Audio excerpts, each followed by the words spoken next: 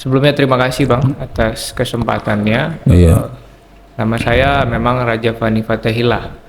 Pani itu kalau orang kami di Labuhan Batu bilang Pane. Pane. Saya orang Pane gitu Bang. Oh gitu. Pane Fatahillah. Fatahillah itu identik dengan yang menjelaskan bahwa asal kampung kami itu dari Bagan Bilah.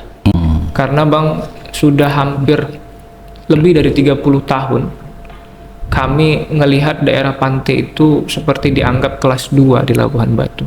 Figur seperti apa yang dibutuhkan oleh masyarakat Labuan Batu untuk memimpin kabupaten ini 5 tahun ke depan ini? Negara demokrasi dan demokrasi di lokal itu sistemnya sudah terbangun, Pak. Iya. Kalau pertanyaannya seperti itu, saya pikir adalah sosok yang bisa mengembangkan sistem ini jauh lebih setara dengan sosok pemimpin, itulah yang dibutuhkan masyarakat. Iya.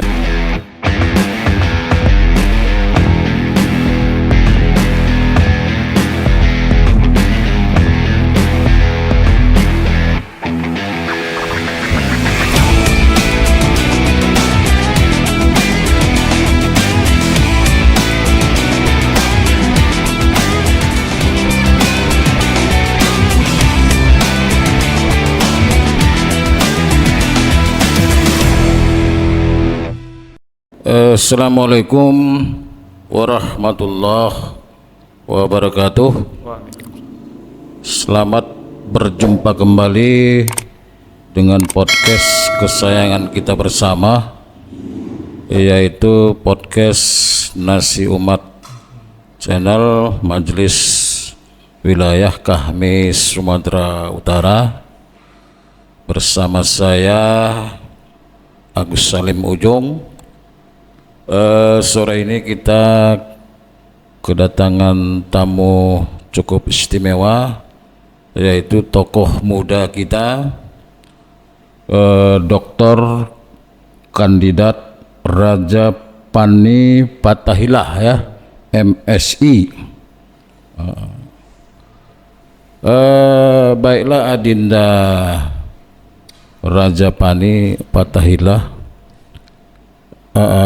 Walaupun saya tahu bahwa Adinda ini kan putra tokoh legendaris di Sumatera Utara khususnya dan juga di Indonesia, yaitu Bapak Al-Ustadz Mashuril Khomis ya, Ketua Umum PB Al-Wasliyah. Tetapi kan Raja Fani Fatahillah ini kan belum terlalu banyak juga yang mengenal ini. Bisa diterangkan sedikit bagaimana kegiatannya sehari-hari dan juga latar belakang daripada Adinda Raja Fani Fatahillah ini? Dipersilakan. Oke. Sebelumnya terima kasih Bang atas kesempatannya. Iya. Nama saya memang Raja Fani Fatahillah. Pani itu kalau orang kami di Labuhan Batu bilang Pane. Pane. Saya orang Pane gitu Bang. Oh gitu. Pane Fatahillah. Fatahillah itu identik dengan yang menjelaskan bahwa asal kampung kami itu dari Bagan Bilah. Jadi di Labuhan Batu itu ada desa kecil namanya Bagan Bilah. Itulah asli kampung kami lah kira-kira gitu.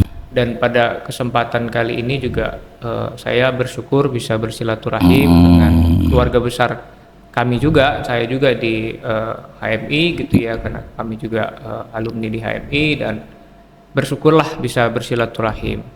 Untuk kegiatan saya sih Bang, sehari-hari memang saya lebih banyak di dunia akademis. Dari dulu ketika tamat S1 di USU, kemudian saya lanjut di UI S2 saya, dan sekarang sedang disertasi saya itu di Brawijaya Bang, Malang. Nah artinya kegiatan saya lebih banyak di dunia pendidikan, dan untuk pekerjaan saya pernah kurang lebih 4 tahun Bang, itu di logistik Jerman swasta.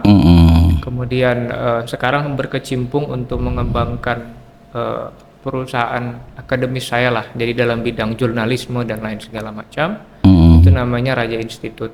Jadi itu sejak 2021 Bang. Raja Institute. Ya, jadi kita berkolaborasi dengan kampus-kampus swasta maupun negeri untuk dalam menerbitkan bagaimana ISSN untuk jurnal-jurnal prodi. Nah, kita bantulah sebagai mediator untuk membantu prodi-prodi di universitas membuat jurnal yang terakreditasi oleh BRIN kalau sekarang, kalau dulu kan LIPI. Kira-kira itulah aktivitas, dan kebetulan setahun belakangan saya memang banyak berkecimpung di Sumatera Utara kembali setelah lama meninggalkan Sumut gitu ya.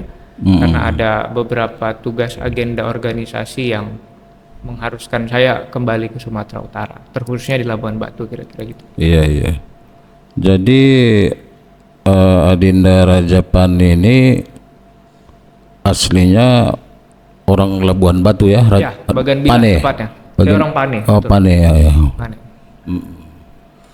Tapi banyak merantau di Medan dan Jakarta ya? Medan, Jakarta. Karena orang tua. Ya, karena orang tua sibuk bertugas di Jakarta. Dari ya kurang lebih sudah hampir, orang tua itu sudah hampir 35 tahun lebih lah berada di ke Jakarta ya. Tapi memang setiap tahun itu lebih banyak kegiatannya itu di Sumatera Utara, karena kan Ormas Islam Al-Wasliyah itu besar dan berkembang pesat itu di Sumatera Utara. Iya. Oke. Mengapa Rajapani kok aktifnya di HMI gitu? Karena kalau kan itu banyak pertanyaan juga. Iya, biasanya kan itu himah itu biasanya. Ya, kalau di Wasliyah kan dia ada organisasi kader gitu. Iya. Tapi karena memang pertama saya juga nggak terlalu paham terkait dengan himah gitu ya, Bang. Karena memang saya secara kaderisasi memang tidak dikader di Al-Wasliyah. Secara kultural bahkan atuk saya itu adalah salah satu pendiri Al-Wasliyah di Labuhan Batu. Jadi bagi saya di Wasliyah itulah enaknya. Bahkan banyak juga sekarang pengurus besar kita itu alumni kita juga di HMI dulunya di kader, sekarang mengabdilah dan menjadi pengurus di PB di Jakarta. Termasuk juga ada Bang Charles, kemudian Bang Adeka dan lain segala macam. Jadi saya pikir itulah enaknya di Wasliyah. Wasliyah itu, Bang, kalau kata orang itu kan wasol yang menghubungkan. Iya, wasilah ya. Ya, wasilah menghubungkan antara satu dengan yang lain. Saya pikir itu, dan memang betul saya bukan di kader, tapi memang nggak tahu pada takdirnya saya juga memang di HMI. Bahkan saya dulu di pelajar juga saya di PII gitu, Bang. Tidak di IPA gitu, karena di Jakarta kan kaderisasi IPA sangat jarang, tidak terlalu banyak mungkin, dan yang diakomodir pada saat dulu sekolah adalah di pelajar Islam Indonesia. Oke. Sehubungan dengan akan digelarnya pilkada serentak di seluruh Indonesia pada 27 November 2024, saya juga mendengar-dengar ini Adinda Rajapani ini berminat untuk mengikuti kontestasi pilkada itu. Ini bagaimana ceritanya ini? Oke, Bang. Kalau udah bicara pilkada memang saya juga tidak punya wewenang gitu, Bang. Ketika berbicara terlalu panjang terkait pilkada. Saya tadi sebelumnya saya mengatakan ke Abang juga ini masih ikhtiar lah. Ikhtiar ya. Gitu ya. Ikhtiar, dan awalnya saya minta, Bang, untuk mendampingi salah satu orang gitu ya dalam kontestasi di Pilgub untuk menjadi salah satu tim lah. Tim ya. Tapi seperjalanannya waktu saya juga nggak tahu, qadarullah ada rapat di pengurus besar terkait dengan bagaimana peta konstelasi pilkada untuk Sumatera Utara. Dan ada beberapa nama, Bang, tidak hanya saya untuk Labuhan Batu gitu ya. Tidak ada saya, ada beberapa nama dari internal Wasliyah yang digodok, dan saya katakan saya ingin fair. Apapun ceritanya tolong ada fit and proper test dan KPI gitu, Bang. Apakah kompatibel tidak seorang raja atau kandidat-kandidat yang lain dari internal Wasliyah dalam menembus kontestasi pilkada ini.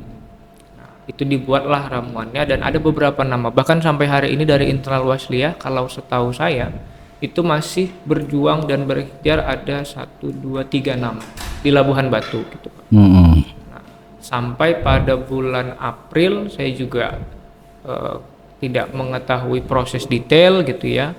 Qadarullah saya dipanggil ke Jakarta Bang, di DPP Partai Golkar, dan diberikan surat tugas lah untuk ya sosialisasi dan berikhtiar lah untuk menarik simpati masyarakat. Jadi kira-kira perjalanannya di awal memang saya ya sudah, ini mungkin bagian dari proses ditakdirkan Allah gitu ya. Saya mengikuti prosesnya Bang. Dan kalau memang kalau kata orang PAN itu, kalau sudah Ika sudah garis tangan kita, tidak lagi lari itu, kira-kira gitu lah.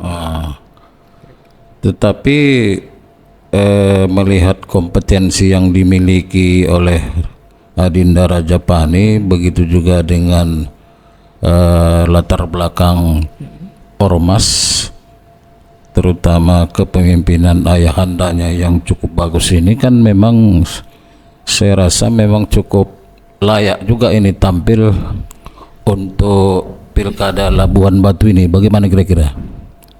Saya di satu sisi gitu ya Bang, saya selalu saya bersyukur gitu punya mentor politik itu seorang Ustadz Masyuril Khomis. Saya dia bukan politician, tapi dia punya penerawangan politik yang menurut saya fair bagi kami lah di keluarga khususnya.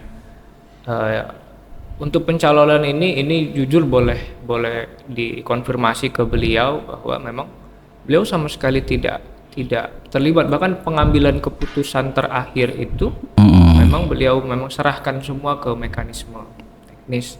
Tapi yang beliau sampaikan adalah terakhir pesan beliau sama kami gitu, Labuhan Batu itu sudah terlalu lama kita tinggal. Itu pesan Buya lah kira-kira.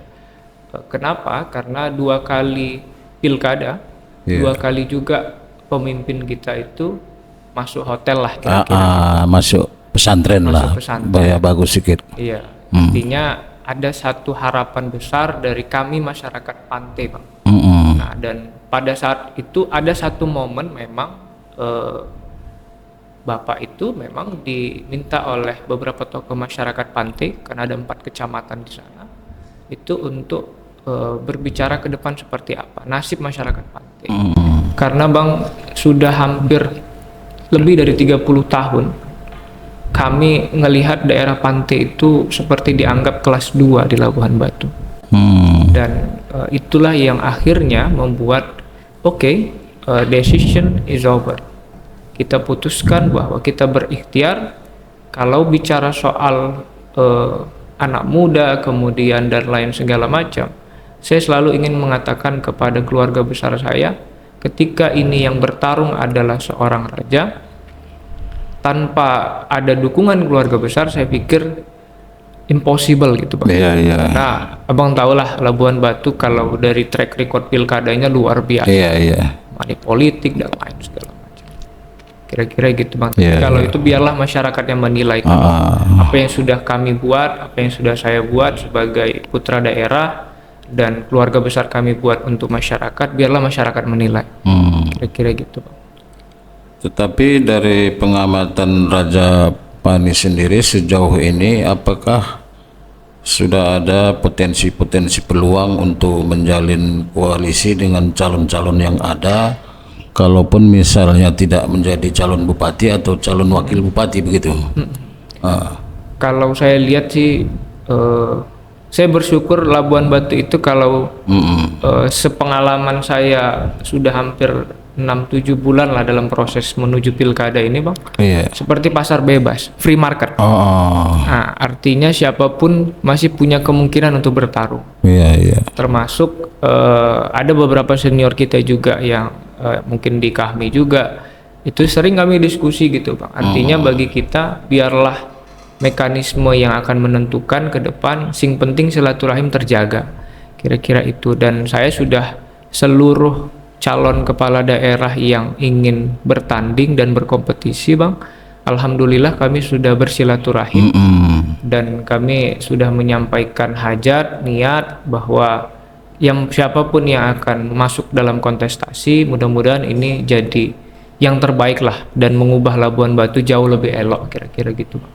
Oke, terlepas dari nanti siapa pasangan calon yang bakal maju di pilkada Labuhan Batu ini, menurut Adinda Rajapani sendiri, figur seperti apa yang dibutuhkan oleh masyarakat Labuhan Batu untuk memimpin kabupaten ini 5 tahun ke depan ini? Kalau saya melihatnya gini Bang, ini perspektif saya gitu ya. Sistem kita ini kan demokrasi yang hari ini pemimpin itu, sosok pemimpin itu jauh lebih besar daripada sistem. Iya. Artinya daerah tertentu sangat tergantung dengan siapa sosok pemimpin yang akan memimpin. Nah, itu yang menurut saya agak riskan dalam dunia demokrasi. Seharusnya kan ketika negara demokrasi dan demokrasi di lokal itu sistemnya sudah terbangun. Iya. Kalau pertanyaannya seperti itu, saya pikir adalah sosok yang bisa mengembangkan sistem ini jauh lebih setara dengan sosok pemimpin, itulah yang dibutuhkan masyarakat. Iya. Saya dapat beberapa aduan lah dari masyarakat dan keluarga besar kita bahwa apa sih kira-kira yang dibutuhkan masyarakat di Labuhan Batu itu selain dengan yang pokok. Mereka cuma butuh keberpihakan Kepada rakyat. Yes. Artinya Labuhan Batu itu kalau saya lihat gitu ya Bang, dari framing ekonomi, framing politik, sosial, agama dan lain segala macam, Labuhan Batu is perfect. Mereka punya berapa ratus ribu lahan sawit untuk ekonomi, berapa pantai, berapa penghasilan UMKM masyarakat yang mereka ekspor ke Malaysia, ke Tanjung Balai, kemudian ke Rohil lewat Panipahan, itu semua lengkap. Tapi yang mereka tidak punya adalah keberpihakan pemerintah daerah. Dan selama bertahun-tahun yang saya temukan adalah sosok pemimpin yang memimpin kami dari tahun ke tahun adalah sosok yang kalau berganti kepemimpinan itu mulai lagi dari nol, Karena sistemnya belum dibangun. Tidak ada keberlanjutan. Tidak ada keberlanjutan. Artinya sistemnya tidak kuat. Jadi tergantung dengan siapa bupati. Ketika ditakdirkan Allah lah dapat musibah, bupati masuk pesantren misalnya. Artinya ketika masuk nanti pada kontestasi yang sudah dibangun oleh bupati lama ini akan dikali nol lagi gitu Bang. Nah itu yang menurut saya, siapapun bupati yang terpilih, harapan saya fokusnya terhadap sistem dulu, penguatan sistem. Ya. Ketika transisi kepemimpinan nanti sudah siap Bang. Siapapun yang nanti periode ke depan jadi bupati, ke depannya lagi jadi bupati, sistemnya sudah ada, grand design-nya sudah ada. Nah itu yang menurut saya masyarakat butuh keberpihakan terhadap sistem dan masyarakat itu sendiri Bang. Kira-kira seperti itu. Kalau saya menyimak paparan daripada Adinda ini kan sebetulnya Adinda ini layak sebetulnya untuk dikedepankan menjadi salah satu kandidat bupati atau wakil bupati di Labuhan Batu. Tetapi bagaimana Adinda melihat peluang-peluang ini setelah beberapa kali melakukan sosialisasi atau pendekatan-pendekatan dengan partai politik yang ada di sana dan juga yang ada di pusat begitu? Ya alhamdulillah sih Bang, kalau saya ngelihatnya gini, itu tadi kembali ke slogan kami orang Pane itu, kalau udah garis tangan Tuhan it's okay gitu ya. Tapi dalam proses yang saya jalani ada hal menarik. Saya berapa kali dibilang, bahkan sama senior-senior kami juga di internal, di eksternal, atau elit-elit partai politik, saya dibilang orang gila lah. Orang gila kemudian. Karena bagi masyarakat sebagian besar, pilkada kita terlalu mahal Bang. Karena sampai PSU 3 kali. Pilkada 2020. Di Labuan Batu. Yes. Pasaran itu luar biasa. Per kepalanya itu luar biasa. Dan pada 2020 saya di tempat itu Bang.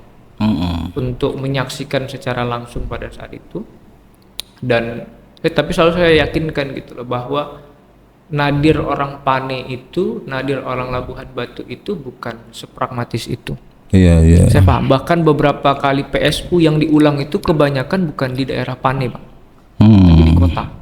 Yang di kepala kita seharusnya perspektif orang kota itu kan lebih open mind, tapi ternyata yang diulang itu banyakan di kota. Sedangkan di pantai itu rata-rata committed lah. Artinya tidak ada ketersinggungan ketika si A yang menang atau si B. Jadi tidak ada kekisruhan dalam TPS-TPS yang ada di pantai. Maka dari landasan itu saya berpikir gini, saya maju dan saya punya hajat itu atas dorongan dari saudara besar, keluarga besar saya yang ada di pantai.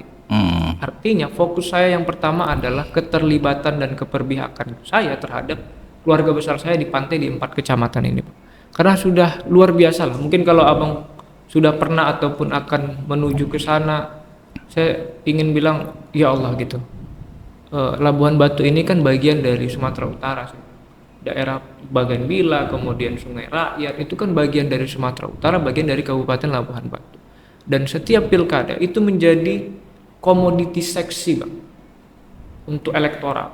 Itu yang menurut saya wasn't not fair, sangat-sangat tidak adil. Ketika mereka hanya dijadikan komoditi politik tapi tidak dibangun, bahkan jalan itu, bahkan kami MCK lah kalau kita bilang, mandi cuci kakus itu masih dikali gitu, Bang. Listrik hanya masuk beberapa jam selama seminggu. Nah, itu yang menurut saya ada beban psikologis bagi kami yang sudah merantau ke Jakarta. Masa iya lu masih mau ngelihat daerah keluarga besar lu tuh begitu-gitu aja berpuluh-puluh tahun. Padahal PAD tertinggi itu daerah pantai. Dari hasil laut, dari kelapa sawit, itu dari pantai. Bahkan sempat ada beberapa senior itu kan mengatakan ingin pemekaran. Tapi di hold gitu. Karena kalau itu pemekaran, Rantau Perapat PAD-nya dari mana?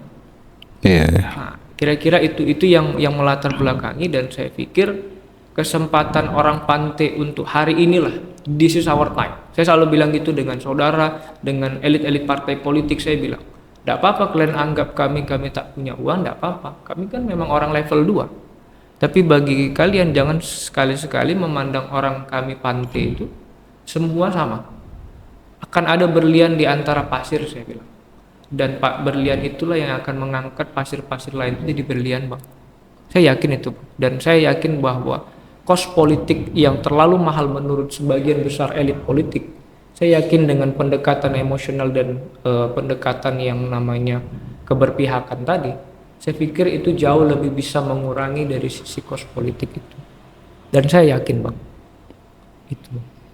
Oke.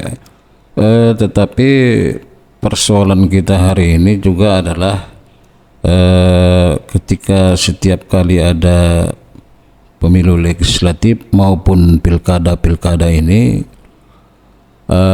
yang pertama-tama dipikirkan orang adalah bagaimana memenangkan daripada pilkada ini, dan terkadang itu bisa dilakukan dengan menghalalkan segala cara begitu. Tapi sebetulnya kan kita menginginkan bagaimana supaya muncul figur-figur calon di pilkada ini yang misalnya 3 pasang atau 2 pasang itu dua-duanya memiliki kompetensi yang layak untuk dipilih. Jadi artinya walaupun misalnya mereka bermain money politik, tetapi tetap yang dipilih itu memang sangat layak. Ini bagaimana menurut Adinda supaya bisa diwujudkan hal seperti itu, dan juga bagaimana kita mengubah mindset masyarakat tadi soal keharusan money politik ini dan keharusan untuk melahirkan pemimpin yang sesuai harapan rakyat begitu. Jadi tertarik juga tadi dengan pernyataan abang kan. Artinya kalau terjadi kompetisi, dua-duanya punya value lah. Value itu. Jadi kalaupun mereka bermain-main politik, yang terpilih kan tetap yang bagus, yang punya perspektif. Iya. Dan menurut saya sih alhamdulillahnya yang sekarang muncul gitu ya. Ya kebanyakan orang baru gitu, Bang. Untuk Labuan Batu ya. Saya agak senang gitu, bahkan ada beberapa orang yang mengklaim atau dapat dukungan dari istana dan lain segala macam. Saya pikir itu jauh lebih, saya lebih senang gitu, Bang. Kenapa? Artinya Labuan Batu sudah menjadi penting bagi Jakarta. Artinya yang akan turun ini adalah gacok-gacok dari Jakarta lah kira-kira. Nah, itu saya senang gitu, Bang. Artinya kampung saya yang selama ini dianggap tidak terlalu berperan penting gitu ya, ternyata bisa untuk dapat perhatian, attention besar. Dan saya pikir yang sekarang akan bertarung orang-orang baru itu termasuk orang yang kompeten. Saya bisa bilang itu, Bang. Dan ternyata banyak juga dari kalangan akademisi yang akan bertarung, kemudian dari birokrat. Dan itu saya senang lah. Artinya pasar bebas itu dipenuhi oleh orang-orang berkualitas. Iya kan selama ini kan Labuan Batu ini kan bisa disebut salah satu kabupaten paling legend terutama di bidang sektor perkebunan kan begitu. Artinya banyak orang sebetulnya berharap Kabupaten Labuan Batu ini bisa menjadi semacam role model yang memperlihatkan bahwa mereka lebih maju dari daerah lain karena didukung potensi sumber daya alamnya itu, ya kan. Jadi apakah misalnya kalau Adinda diberi amanah memimpin ini bisa diwujudkan itu? Kalau saya malah agak lain gitu Bang, kalau sekarang lagi viral agak lain gitu ya. Saya kemarin diskusi panjang juga dengan salah satu senior kita juga terkait dengan kayak mana grade design yang mau dibuat. Karena kalau mau menuju Indonesia emas sangat tidak mungkin ketika kabupaten masih seperti ini. Artinya saya cuma ingin ke depan Labuan Batu diberi kesempatan untuk dapetin 3 hal, Bang. Pertama dari sisi pelayanan, services. Bohong kalau kita sekarang bicara ada calon bupati bilang nanti pendidikan gratis, kesehatan gratis segala macam. Kita nggak sanggup Bang anggaran kita. Bullshit. Tapi yang bisa kita lakukan adalah services, pelayanan. Sekarang banyak terjadi di Labuan Batu itu banyak dokter-dokter yang ditempatkan di daerah-daerah terpencil. Dia nggak mau, Bang. Artinya dia datang ke bupati, ya dengan lobby-lobby dan lain segala macam, minta dimutasi ke kota. Nah, artinya itu yang mau kita, pertama kali kita sapu bersih adalah soal komitmen terkait keberpihakan terhadap masyarakat. Lewat apa? Itu yang ingin kita bangun, pelayanan kita. Kalau ditempatkan dia di daerah, kita kasih 2 kali lipat. APBD sanggup itu, Bang. 2 kali lipat dokter-dokter akan dihidupkan sejahtera ketika dia mau dipindahkan ke daerah terpencil. UPT puskesmas itu harus aktif, perawat-perawat itu harus dikasih insentif lebih. Guru-guru honorer di UPT itu harus dikasih insentif lebih ketika dia di daerah-daerah terpencil. Sehingga PNS honorer itu tidak menumpuk di kota. Bayangkan Bang, 1,8 triliun APBD Labuan Batu, 60% itu belanja pegawai. 60%, sisa 40% untuk pendidikan, kesehatan, pembangunan dan lain segala macam. Bagi saya kalau itu ditanya 50 tahun pun saya jadi bupati kira-kira tidak akan terbangun kalau hanya berharap dari APBD. Artinya dibutuhkan skema-skema agak lain tadi untuk membuat PAD ini naik signifikan dan keberpihakan terhadap masyarakat itu tinggi. Yang kedua adalah dari sisi pembangunan SDM-nya. Labuan Batu itu kalau bicara sawit yang kaya itu hanya sekian persen. Dan sekian persen lagi nanti dari getah, dari karet gitu ya. Sekian persen lagi nanti dari perikanan. Tapi itu bukan pemain lokal. SDM kita cukup, ada yang cukup. Tapi tidak ada keberpihakan pemerintah untuk intervensi harga misalkan. Pemda tidak ada punya intervensi harga calon-calon tengkulak ini, berapa sih mereka mainin harga, monopoli harga. Tidak ada keterlibatan Pemda untuk mempressure itu. Karena mungkin keterlibatan itu sudah ada ketika mereka mau calon pilkada nih. Si Anu kasih bantuan segini, tengkulak ini kasih bantuan segini dan lain segala macam. Jadi ketika pilkada usai ya it's okay lah, kita sama-sama tahu gitu ya. Yang terakhir yang menurut saya ketika SDM itu kita punya dan dibangun lewat pendidikan dan kesehatan, yang paling penting terakhir itu pesan orang tua kami lah, dari atok kami almarhum segala, bangunlah yang namanya peradaban akhlak. Labuan Batu itu terkenal dengan kabupaten kori terbesar di Indonesia yang melahirkan kori internasional, itu Labuan Batu. Terkhususnya Labuan Batu Raya lah, Labura, Labusel, Labuan Batu Indo. Dan itulah kembalikan marwah Labuan Batu. Itu yang ingin saya buat. Artinya Labuan Batu punya aset itu, kenapa nggak itu yang kita jual? Kenapa harus kita jual hasil alam sebelum? Dan sawit itu lagi-lagi itu 600 ribu hektar total sampai Labuan Batu Raya. 300 ribuan itu ada di Labuan Batu Induk dan 80% itu punya swasta Bang. PT swasta. 20% itu dikelola lokal, tapi lokal sistemnya yang juga kerjasama dengan swasta. Artinya masyarakat kebun-kebun masyarakat itu lagi-lagi yang mengambil buah-buah sawitnya adalah tengkulak yang terkorporasi. Makanya saya bilang ketika ingin menaikkan sisi ekonomi, yang paling penting adalah KUD, koperasi.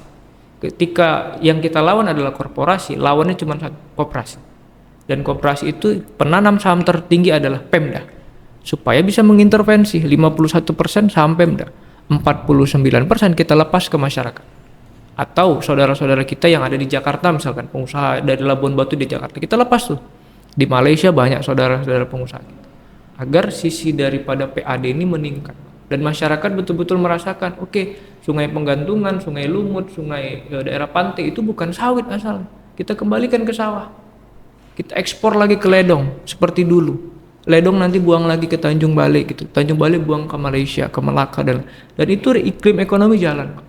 Makanya dibutuhkan ketika kita bicara soal pemimpin, ketika Abang tanya pemimpin tadi yang punya keberpihakan, saya yakin pemimpin Labura, pemimpin Labusel, pemimpin Tanjung Balai nanti ketika satu frekuensi, Sumatera Timur ini bangkit.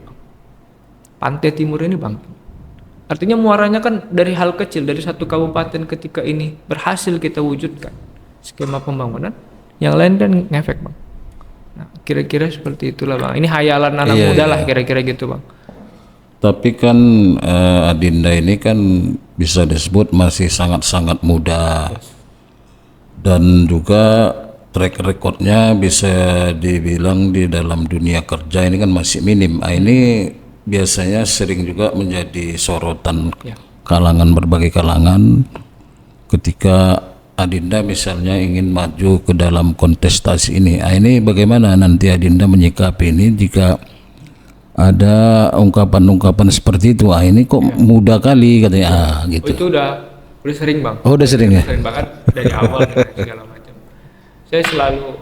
Saya selalu terima gitu Bang. Artinya itu kenyataan yang harus saya terima dan jadi pembelajaran langsung saya, bahwa memang saya nggak pernah bilang bahwa saya lebih hebat daripada orang tua, atau saya mengatakan orang tua jauh lebih matang dari kami anak-anak muda. Saya tidak pernah, karena bagi kami diajarkan guru-guru ngaji kami itu selalu bilang, kesempatan Tuhan menaruh pemimpin di suatu tempat itu nggak ada yang tahu keinginan Tuhan seperti apa, nggak ada yang tahu Tuhan menitipkannya sama siapa. Itu pesan Ustaz kami, Syekh kami lah di Wasliyah. Artinya ketika kami ditugaskan pertama kali oleh organisasi, yang saya katakan adalah sami'na wa ata'na. Ketika itu menjadi fungsional saya untuk belajar dan juga mengajar bagi masyarakat, saya siap. Dan ketika apapun resikonya, ya kita harus terima, karena itu kenyataan Bang, tidak bisa dikatakan. Dan saya juga tidak bisa membenarkan bahwa anak muda jauh lebih hebat daripada orang tua. Saya nggak bisa mengatakan itu, atau sebaliknya. Tapi bagi saya, yang ingin saya katakan dan saya buktikan adalah ke depan, kalaulah Tuhan kasih amanah ini, tentu ini bukan karena sosok raja atau masyhurul khamis yang hebat, tapi ini sudah takdir Allah gitu. Mungkin Tuhan kasih saya kelebihan di hari ini, tapi ke depan saya dikasih kekurangan, atau hari ini saya dikasih kekurangan, ke depan saya kelebihan. Artinya ya saya terima, saya sami'na wa ata'na. Apapun kata takdir Tuhan sama saya terima. Dan ketika berbicara soal A, B, ada yang tidak sepakat, sangat wajar lah Bang. Bahkan beberapa kali saya sempat tanda kutip gitu ya Bang, saya tidak diterima di salah satu kelompok masyarakat, karena saya dinilai bahwa tidak lebih banyak pengalaman dari orang-orang tua itu. Tapi ya saya terima, dan itu resiko saya sebagai pemain baru kira-kira gitu kan. Tapi ya bagi saya fokus aja, pokoknya apa yang bisa saya lakukan dan yang sudah saya lakukan itu harus tetap satu frekuensi, tetap berjalan, kontinuitas itu tetap ada. Jangan hanya karena mau pilkada, mau caleg ya baru gitu kan. Tapi saya nggak pernah tahu bahwa investasi sosial itu pernah mati, nggak pernah tahu saya dari guru-guru saya. Artinya ketika kita menaruh satu biji benih, tentu itu akan tumbuh. Entah kapan kita panen, wallahu alam. Kira-kira gitu Bang. Oke, saya kira durasi kita sudah cukup panjang juga. Untuk yang terakhir kali, closing statement dari Adinda Raja, apa imbauan dan harapannya khususnya kepada masyarakat Labuan Batu terkait menjelang pelaksanaan daripada Pilkada serentak 27 November 2024 ini? Ya harapannya sih kalau saya nggak muluk-muluk gitu Labuan Batu masyarakatnya sudah cerdas-cerdas, dan kita punya pengalaman romantisme kali pilkada kita sudah merasakan itu, bahwa 2 kali pemimpin kita masuk pesantren. Artinya mereka juga pasti punya jasa terhadap pembangunan daerah. Saya tidak ingin menyalahkan satu, dan itu salah kita semua, salah kita sebagai masyarakat Labuan Batu, keluarga besar Labuan Batu, karena ya kita mendukung proses-proses dalam demokrasi yang salah gitu. Nah, ke depan kita menghadapi di 27 November, saya pikir ini momentum bagi Labuan Batu elok, Labuan Batu jauh lebih bangkit dengan terpilihnya calon pemimpin yang terhormat dan elegan. Dan saya yakin itu, kalaupun ada praktik-praktik demokrasi yang menyala, saya pikir jauh lebih berkurang ketimbang 2 pilkada belakang. Saya yakin itu, Bang. Dan saya percaya masyarakat Labuan Batu punya marwah untuk itu. Oke, demikian bincang-bincang saya dengan Adinda Rajapani Pathahilah yang saya kira cukup menarik dan sangat berkualitas, dan saya secara pribadi menilai bahwa yang bersangkutan layak diberi kesempatan menjadi calon pemimpin di Kabupaten Labuan Batu. Saya kira demikian saja bincang-bincang kami ini, semoga ada manfaatnya. Billahi taufiq wal hidayah. Assalamualaikum warahmatullahi wabarakatuh. Salam Yakusa. Yakusa. Yakin? Yakusa sama. Itu.